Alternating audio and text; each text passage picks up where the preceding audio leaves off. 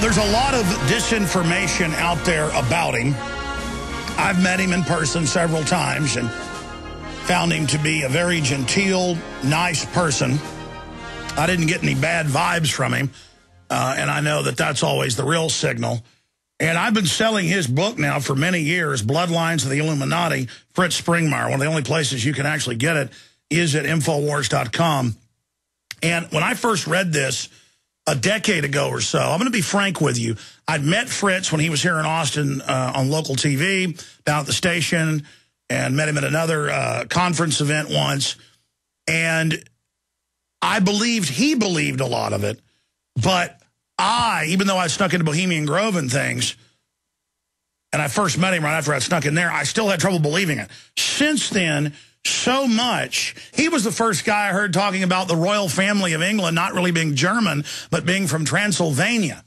And then, you know, really being Arabic and all this stuff, or Sephardic. And then now that's on national news now. So just a lot of really wild stuff. And then over the years, so much of it, no matter how wild, has turned out to be true. Now, imagine Fritz. He had, I don't know how many books out, everywhere he went, selling tons of them. I know we were selling a lot. I happen to know the publisher. I knew they were selling them. You know, he would have no reason to bomb a porno store or whatever and then rob a bank. And I remember him saying, they're breaking in my house, they're trying to set me up. I remember seeing it in the news, they'd been raiding him and stuff. And then, boom, they grabbed him, put him in jail. Now, remember, the government has a 98% conviction rate with the feds. And he's on probation. He's been in jail for many years. He's lost a lot of weight. I just saw him on Skype a minute ago. He looks better than he did just a few weeks ago in the one video I've seen of a little presentation he did. He'll be back again. But we got to be careful how much he gets into today. But he's agreed what he wants to talk about is who he really is versus the lies of places like Wikipedia and what happened to him, you know, what he can say about prison and where he sees the world, 7, 8 years after being incarcerated. But they can do this to anybody. They can plant drugs on yours truly or put horrible things on my computer or, God forbid, kill my family and say I did it. I mean, this is the kind of stuff the globalists have been caught doing. Operation Northwoods talks about how to frame Americans for bombings that the Pentagon carries out. And frame-ups are legend. Now with DNA, we know about a third of people on death row are innocent. And we learn, there was a case in Texas I saw a few weeks ago where the prosecutor for 20 years knew the person was innocent and knew who did it, but didn't care. It was about their career. They'll even put people with no criminal record like Fritz in jail. You know, usually they like to set somebody up who's already got a record, like people believe it. Very, very frightening. And so Fritz Springmeier joins us via video Skype. Fritz, for people that don't know who you are, you know, a lot of people that have been into the conspiracy, into reality, they, of course, know who you are. Over the years, I've said, you know, they've said, where's Fritz Springmeier? Where's Fritz Springmeier? Where's Fritz Springmeier? Or why don't you get his wife on? And we've tried, as you know, many times to get her on. She obviously couldn't because she didn't want him to do stuff to you in jail. Now you've been out a while. But obviously, you know, even Free Ricky Ross, who started speaking out against government drug dealing, now they're trying to throw him back in jail. So I want you to be very careful here today. We appreciate you giving us the first big interview that I know of. Correct me if I'm wrong. Good to have you here, Fritz. Tell us who you are, a brief snapshot of your life. You know, I know they said you weren't a West Point graduate. I actually went and looked it up in their rolls. There's your photo. There you are. But the point is, they've really attacked you. You hit some things that really scared them. Was it the Transylvanian bloodline? Is it the satanic rituals? I mean, why did they come? Well, get into who you are, what happened in prison, why they came after you, you think, and now what you see in the world. Wow, that's a lot of questions. Okay, let's see what we can do with them. First, who am I? For myself, the image I have is as someone who's trying to model Christ. He's my role model, and that's all that really matters about my life is that I be Christ-like.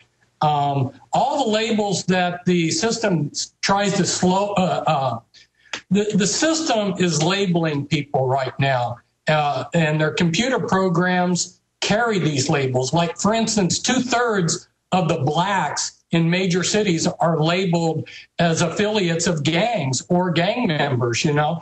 And so there's all kinds of labels that have been slapped on me, but the only label that I would want to be identified with is somebody who's trying to follow Christ. My life's been unusual. My father had the goal of helping save the world. He was an agricultural expert, and he went around the world living in many, many third world countries and trying to help them become self-sufficient. He made a career out of that. And he passed on the concept of trying to save the world to me. He said, you know, he said that if you're going to live life, when you leave the world a better place than what you found it. You know, sort of like that Boy Scout thing is when you go camping, leave the site better than what you found it. And I think I have honestly tried to do that and accomplish that to some degree. Why were they ticked off at me? I think it was a combination of a whole bunch of things that I did, but one of the things that they were really sensitive about was the mind control, the trauma-based mind control. You'll notice that I put out 3 books on it with about 40 pages of the actual codes that they use on the slaves. And once you have read those books and you're familiar with the codes, you can sit there and watch television and see them manipulating these total mind-controlled slaves left and right all around us. And people are constantly telling me that, you know, after they got in touch with my information, now they realize what's going on around them.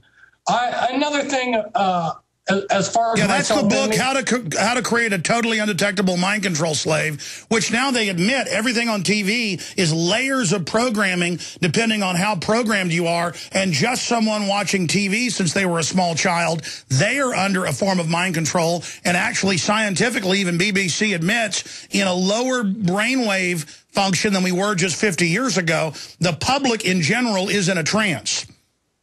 Yes, people sit in front of their televisions in a trance.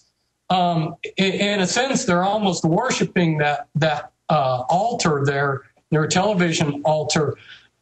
So true, what you just said. And of course, your listeners have heard a lot of this. So, you know, I'm not telling them probably anything that they're not already familiar with. But you were a trailblazer. How did you discover all that? So that made them really angry at you. Yes, I kind of bumped into the whole thing. I view myself as a historian, not as a conspiracy theorist. And I was doing a massive amount of research into the elite, you know, because we are now a government of the power elite, by the power elite, and for the power elite. And I was researching them to expose them, and I had the privilege of meeting 4 people that had been teamed up in the Illuminati to be a 4-person team that were trying to get out.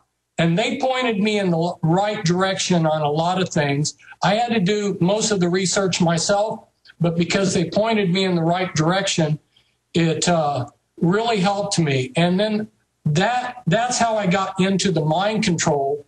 By the way, just a segue, I ran into a famous person a few weeks ago and had dinner with them, and they point blank told me about Illuminati rituals and Hellfire Club and stuff, but then said, I'm not going to talk about that on your show, maybe sometime. So the point is, we know these things existed and do exist, but I mean, you're sitting there having dinner with a well-known famous person, and they're just point blank telling you all about it. It's just incredible. And to find out that most of the people that are part of Oxford in any of the elite clubs are actually taken to the caves, engage in rituals. I mean, it's just so widespread. You know, when I grew up in Dallas, people tried to recruit me into, and I'm talking about with wealthy people, into occultic stuff. This stuff is rampant. Yes, it is. It's everywhere. And once once you're familiar with what it looks like and smells like, you see it everywhere. I've become almost numb to it. I walk around and I see it all around me, and it doesn't even register hardly with me that what's going on, because I've just seen it for so many years and been able to recognize it for what it is. Incredible. Okay, we're going to break in a moment, but this is just amazing. Continue in just 1 minute before we get back into what are some of the other things they got mad at you for and then clearly set you up. I want to talk about some of how you were set up. It's just incredible.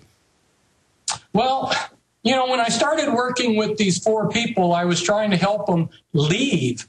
And when you're in the Illuminati, you don't leave. It's like being in an intelligence agent. When you enter, like, you know, if you entered the GRU, the KGB or whatever, they told you, you know, you don't leave our organization. Well, you don't leave the Illuminati. And that was what I was trying to help quite a few people do. And to the extent of actually giving away addresses and names and everything of people that were in the lives of the people I was trying to rescue. I exposed an entire Illuminati community in Bend, Oregon, and they all moved out. They sold their houses and moved out to different locations. So you were like Van Helsing. Stay there, Fritz. You were like Van Helsing exposing them, these psychic vampires, so they wanted to punish you and put you under the jail. Let's come back and talk about this on the other side with Fritz Springmeier, author of Bloodlines of the Illuminati. Stay with us. Okay, going back to Fritz Springmeier with us for the rest of the hour, maybe a little bit in the next, joining us via video Skype. Fritz, you were getting to the point of running these guys out of the community. And I remember you were doing it. The cops were raiding your house, quote, for marijuana, finding nothing, then saying on the news, we found extremist material. Well, of course, you were always in your talks showing different groups and how they controlled them. And, you know, you're a researcher. So, I mean, they could come to my house and find Mein Kampf and say he had a Hitler book. I mean, you know, they could go to a Jewish rabbi's house and find that and say he's a Nazi, I guess. So you were warning people. You said they're getting ready to set me up. Why on earth would you then go rob a bank? And then they used all these disreputable people to do this to you. Briefly, tell folks about how you were set up. They bribed 3 real criminals. When I was initially indicted and brought before a federal judge, Judge Brown, she honestly said, and she told this straight to the DA, she said, I'm going to release this man until trial because there is absolutely no evidence against him, and there never was. And the judge kept saying, the judge that presided over my trial, he kept saying like it was some kind of a mantra. He said, he kept telling everybody in the courtroom, circumstantial evidence can be used to prove anything. Well, circumstantial evidence is like I went to the mall and I saw Santa Claus. I saw him on television. I saw a book about him. Therefore, Santa Claus exists, you know. So using bribe testimony. Or I say I went to Scotland, or I say I went to Scotland and I saw the Loch Ness Monster with no proof. Exactly. And that's what they hung me with. Absolutely no evidence, with bribe testimony that didn't even mean anything. And it's pretty startling. But today, juries are going to be looking at what the DA is doing, and they're going to, obviously my jury, if it was sincerely looking at the issues, must have said, well, why is the government going to all this trouble if he's not guilty? You know, because if they looked at at what was actually presented in the courtroom, there was nothing really presented. Now, like, and by the way, I looked into your case. I looked into your case when I called when this was all starting. You weren't there, but your wife was, and it was like, oh, he's not worried. This is all just another attempted setup, because you knew it was ridiculous, and you knew the first judge had laughed it out, but they didn't care, because a lot of these juries now, they fixate on groveling to the power structure, and they enjoy putting innocent people in jail. I'm telling you, they're sickos. Yeah. Well, and then I have to wonder if it was really a sincere jury. It certainly wasn't a jury of my peers. The type of people that were when we did voir dire, the type of people that were available to choose from were definitely people that were pro-establishment. And to give you just one example of many, one guy had been a lifetime submariner. Now, if you live on a submarine your entire life, you're going to be someone who follows commands, believes in the system, blah, blah, blah. You didn't see people that were coming out of the ghetto. You didn't see any, the entire group of people that were there were white. There was no minorities in the jury pool to pick from. Personally, I would have rather had some minorities that had a little distrust of the government. Yeah, your question about prisons was good, and let's maybe address that for a little bit, because a lot of your listeners may eventually during their life face something like that, because we're coming into some really difficult times. When I was a teenager... Well, Fritz, I'm sorry. That was a short segment. You'll have a long segment, uninterrupted, straight ahead. We'll start at that point when we come back. You're 7-8 years behind the gulag wire. And I see you've lost a lot of weight, but your spirit's still there on the other side. Political prisoner, Fritz Springmeier. Now, going back to political prisoner Fritz Springmeier, you were talking about, hey, I've been on the other side. Was it 7 or 8 years? And you need to know what it's like, because a lot of you are probably going to be going there as well. We have the biggest prison population in the world. They're setting up a martial law internal checkpoint grid with federal goon forces. They're training neighbors to spy on each other. Jumbotron saying, don't trust your neighbor. It's like a dystopic film, sci-fi horror movie. 1984 meets Stephen King's The Running Man, meets Brave New World, meets The Island of Dr. Moreau. So please continue, Fritz Springmeier. Yes, pulling together several of your questions, it would be appropriate to talk about prison.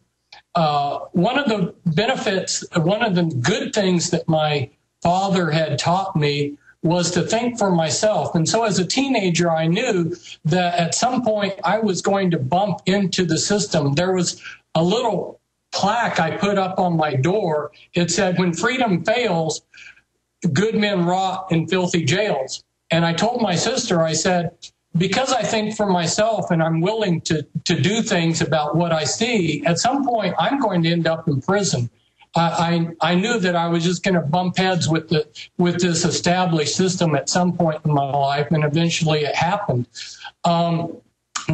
Wisdom is knowing what to do, skill is knowing how to do it, and virtue is actually doing it. And some of your listeners out there are actually going to have the virtue of getting out there and doing things. And when they do, you know, when freedom fails, the best men rot in filthy jails. That's where a lot of them eventually will end up. So what happens when you go to prison or jail? Well, two things.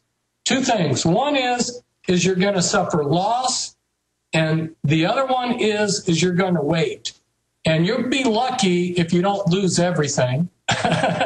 And how long you wait, you don't know, because generally when you first get incarcerated, they don't tell you how long you're going to be in there, and you haven't been sentenced. So as far as you know, you could be in there the rest of your life or die in there. So even a week in a jail can seem like a very long time. So that's what I would forewarn people about.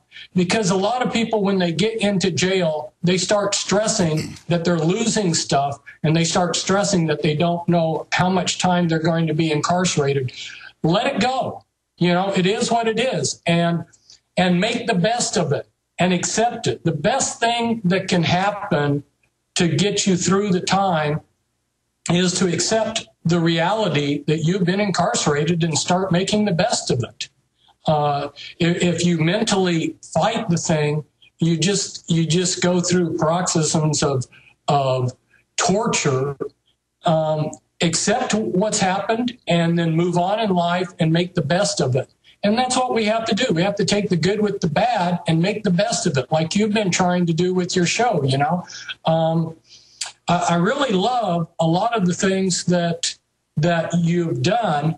I like your T-shirts that you're advertising, because I think part of the solution is we've got to laugh. You know, I mean, you've got tyranny, you know, legalized freedom T-shirt. You know, that's humorous. That's part of the answer. You know, I hope your listeners out there buy these kind of things and walk around and, you know, get some chuckles.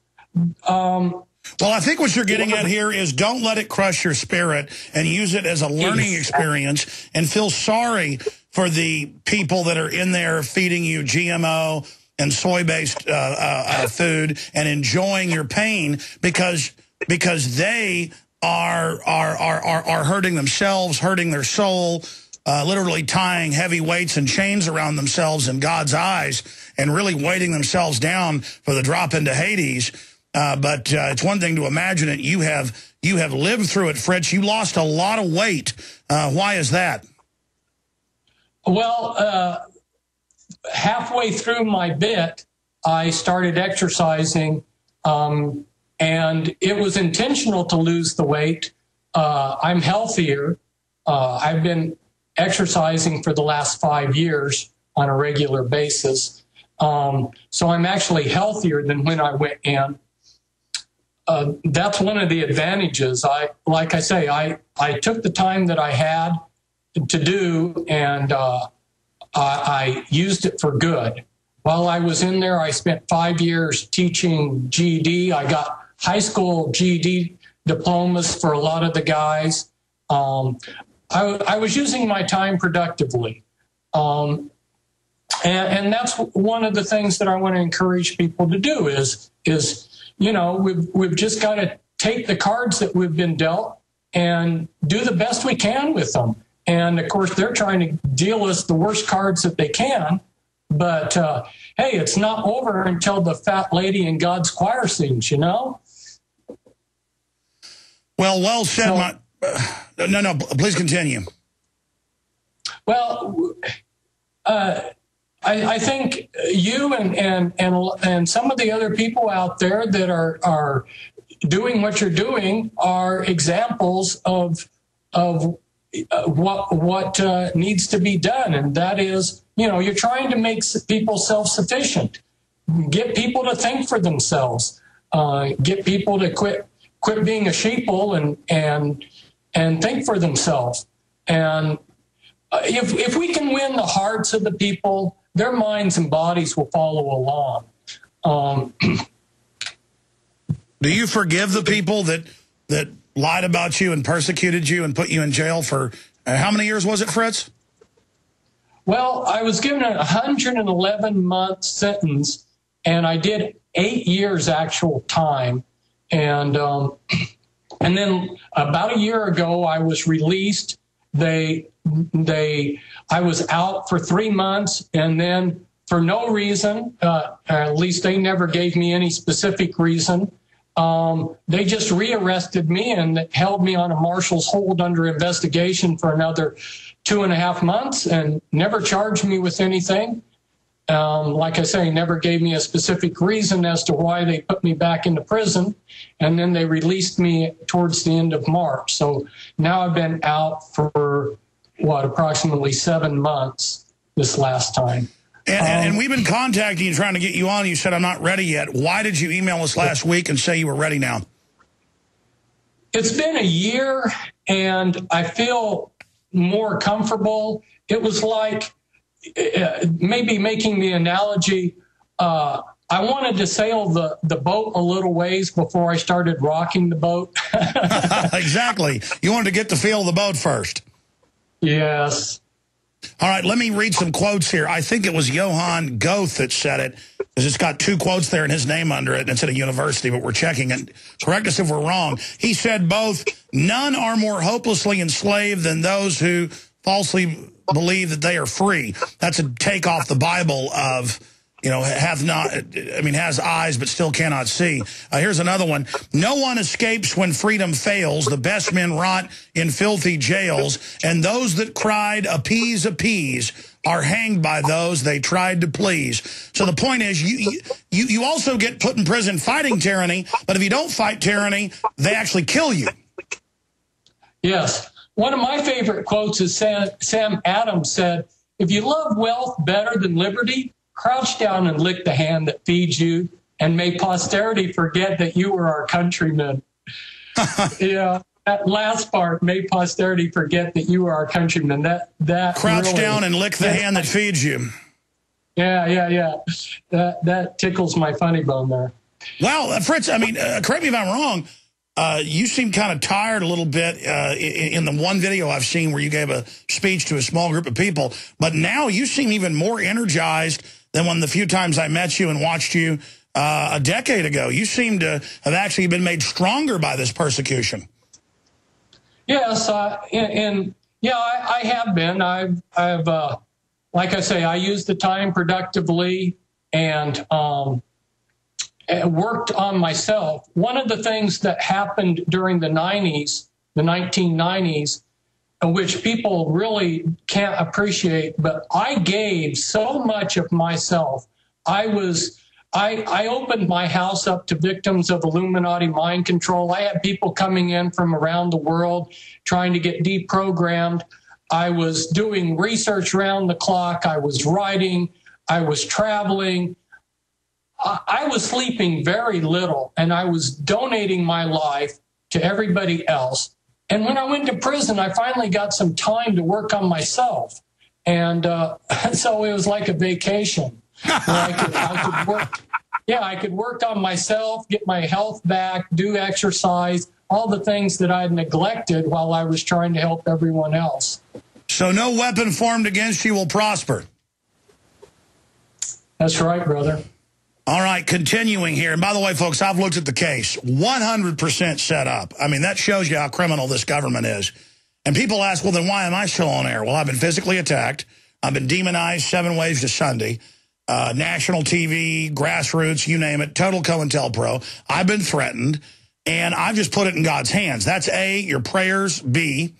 But C, I'm so high profile, from their view, they don't want to highlight everything I've said, put 1,000 exclamation points behind it. But I'm not stupid. I know that if God wasn't there protecting me, I would already be dead. But it's kind of like the sports analogy. They tell you, go 110% every play in football, or you've got a much better chance of getting hurt. It's when you don't go 100% or 110%, you get hurt every time. And my view is, look, I'm in, point of no return. It's actually a good feeling. Commit to it. Whatever happens, you know what? I tried to be the best person I could, and that's why I'm still alive and still here. And it's a fight between good and evil. There's a lot of good people in government who are compartmentalized, and some of us have got to put our nails on the chalkboard to wake them up.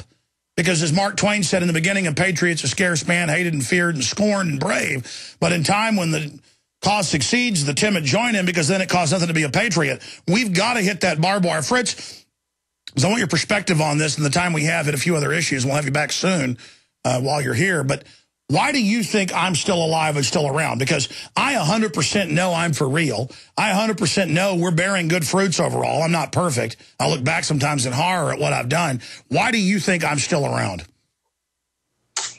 They don't think that we're going to make that big of a difference.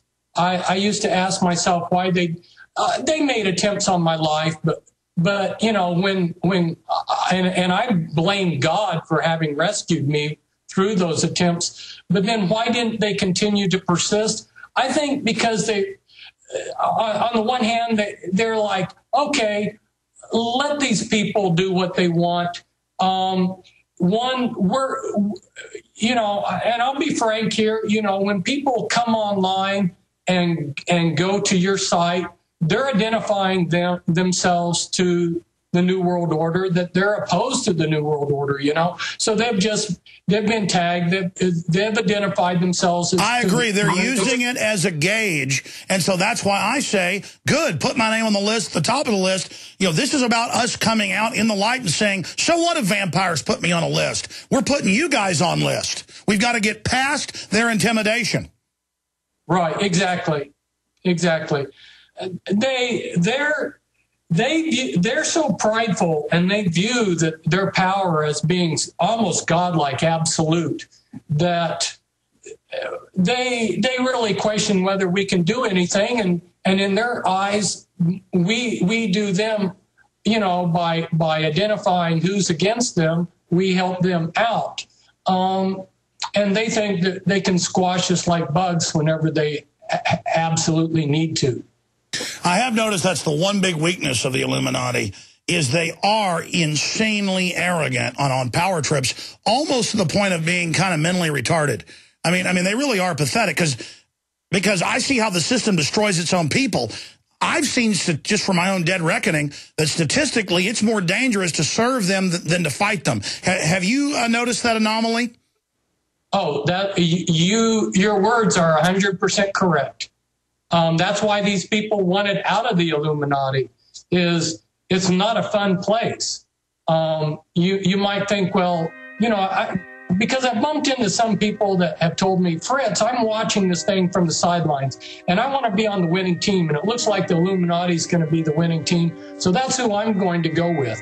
Yeah, no. They don't realize the pain and what you give up to be on that side. Exactly. It's such a scam. Stay there. Let's talk about that. I mean, you don't make a deal with the devil, folks, even if you think you got a deal. It's not. Now, going back to Fritz here, political prisoner, author of Bloodlines, the Illuminati, available at Infowars.com.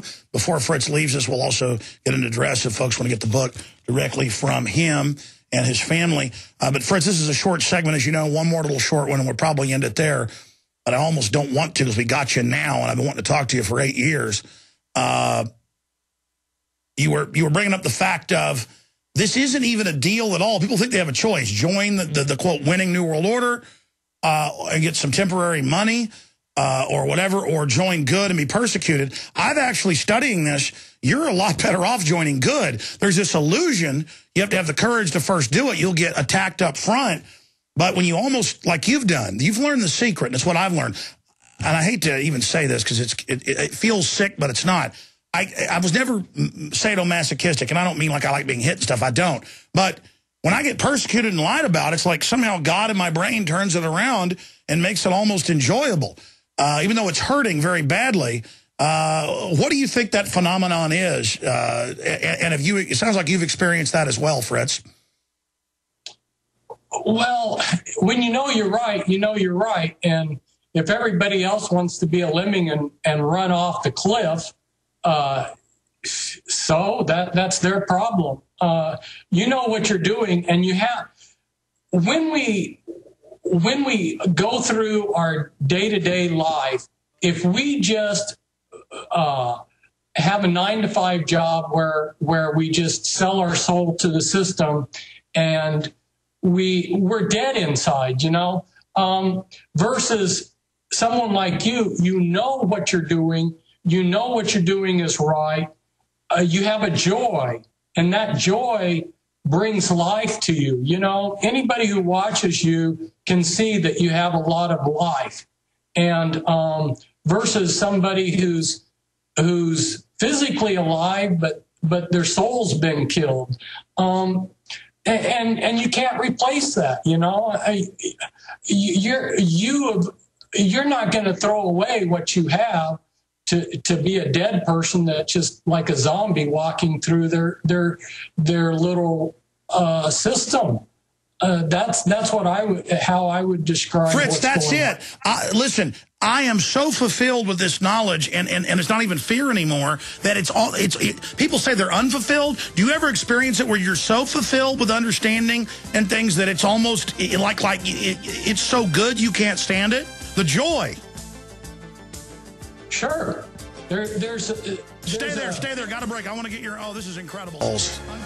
Fritz, I'm looking forward to having you with us Thursday. So you were getting into the joy of knowing you're right, knowing you're on target, and knowing that you're not part of the darkness. Because once you realize just how dark that darkness really is, once you realize just what it is, it's like, my goodness. They sell this image of the devil as the devil cheerleader, Marilyn Monroe, all hot and sizzling, and it's inviting.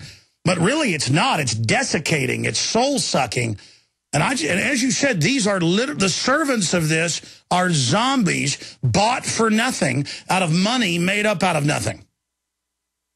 Exactly. Fool's gold, counterfeit money. The devil pays in counterfeit money. Are you able to still hear me? Yes, I'm just listening to you. We've got 3 or 4 minutes left. Genetic engineering. They're coming out with mosquitoes they're going to release to forcibly inoculate us. Cross splicing. What concerns you most about the New World Order's master plan? Wow, where to begin? It's just death. The whole program is death. You know, all aspects of it. It's just to kill everything that's good and decent, and then this tampering, trying to be God, tampering with genetics, and we already have plenty of examples out there of horror stories of when they've tried to tamper with nature. You would think that people would be up in arms because of all of the bad examples that are already there. What concerns me most?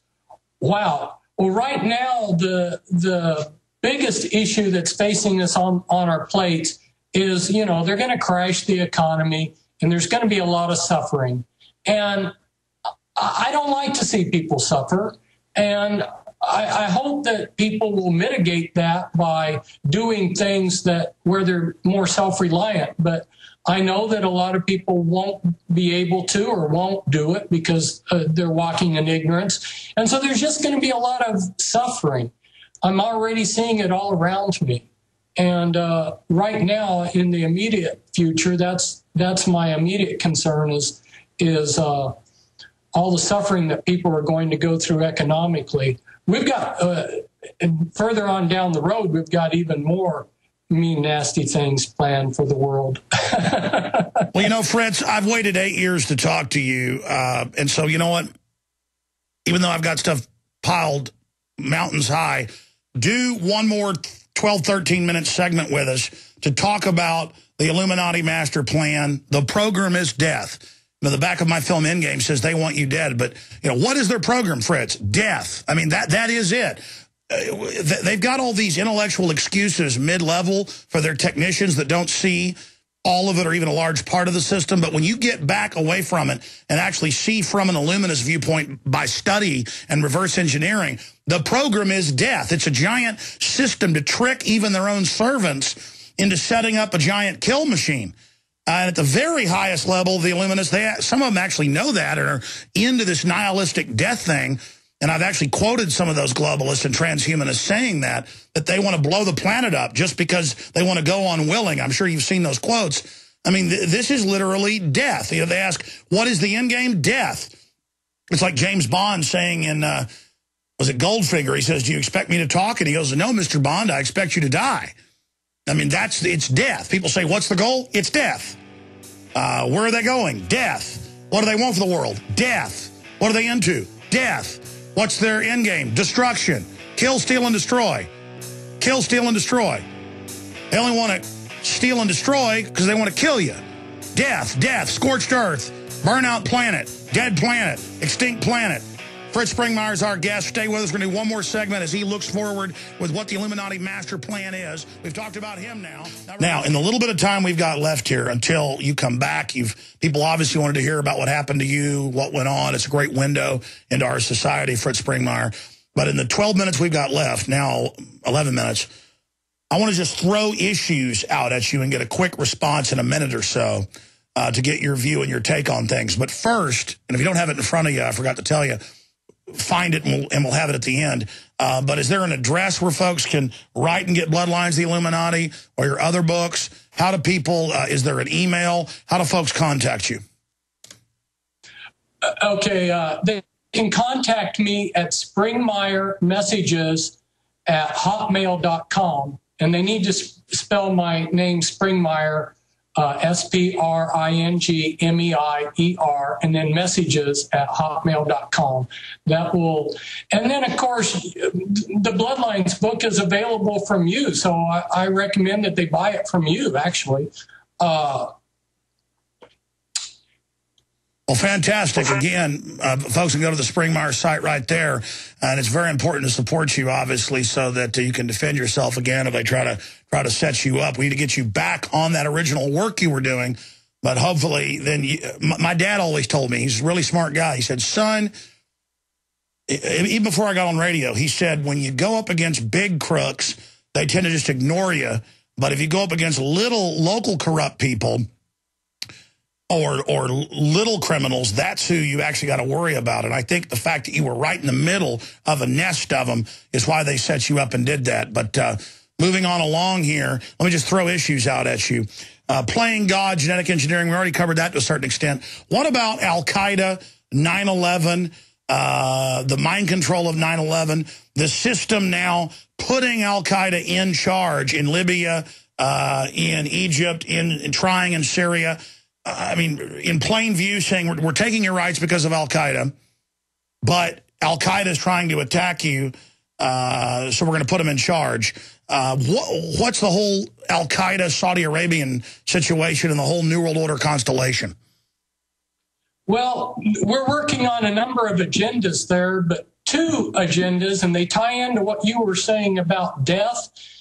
Two of the agendas is we're working towards a world war, and we're also working towards a world religion where they're going to destroy all fundamental religions and replace it with their world religion, which will be a satanic-based religion.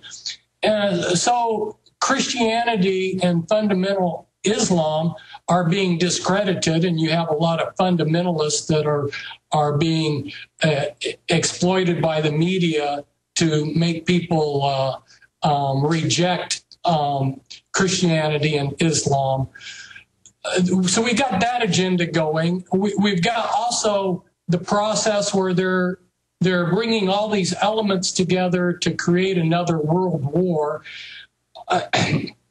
You know, all of these agendas, like you were saying, you summed it all up by just saying it's death. One of the things that means so much to us are our children. And one of their agendas is to take away the right to have children. You'll notice the process. And when I was in counseling in college, my professor said, if you're looking at a situation, don't look at the details, because the details may be contradictory, but look at the process. You'll see that there's a process to create a world war. You'll see there's a process to discredit Christianity. You'll see there's a process here in many, many different ways to discredit the idea of people having children. And at some point, the government will be able to take that over, produce children in factories, and then, of course, we'll have the mind control full blown. Then they can produce whatever they want. You know, if they need a certain model soldier, they'll produce it. If they need a certain model slave labor, they'll produce that slave. They'll be under that type of mind control. That's the program. You know, like a computer. Basically, what they'll be creating is human robots. And they've been doing that already, so that they've already have the ability to do that. It's just that there's still some of us around that are free men, that think with are still free thinkers. Well, that's one of their mind control programs, is to tell us we don't have free will. We're not allowed to have our own moral beliefs, but they have theirs. They all know it's about free will. They want to tell you there's no free will, and they admit the military with the drills and the codes and the files. It's all about making you do something over and over again until it just becomes automatic. That's what TSA, always wanting more, power. Again, it's about training us, breaking our will. What's the time frame, Fritz, on all this? I mean, everybody can feel it. We're going into an incredible time. Why are people in their gut, not just intellectually, so upset right now? What's coming?